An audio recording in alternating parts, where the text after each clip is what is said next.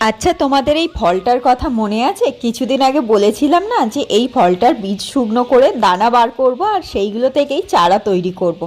বীজগুলো যথারীতি শুকনোও হয়ে গেছে আর এর মধ্যে দেখো ছোট্ট ছোট্ট ঢেঁড়সের দানার মতো দানাও রয়েছে। দাঁড়াও, এর মধ্যে থেকে দানাগুলো বার করে নিই, তাহলে ছড়াতে কিন্তু সুবিধা হবে। জানো তো, যখন আমি এই বীজগুলো শুকনো করছিলাম, বর আমাকে বলেছিল তুমি শুধু শুধুই সময় নষ্ট করছো, এর মধ্যে থেকে একটাও দানা তুমি বার করতে পারবে না, কারণ এই বীজগুলো সব পচে যাবে, নষ্ট হয়ে যাবে। বরকে আমি যথারীতি ভুল প্রমাণ করে দিয়েছি। আমি দানাগুলো ছড়ানোর জন্য একটা প্লাস্টিকের গ্লাস নিয়েছি, আর যাতে ওয়েস্টের জলটা বেরিয়ে যেতে পারে সেই জন্য নিচে কয়েকটা ছিদ্রও করে নিলাম।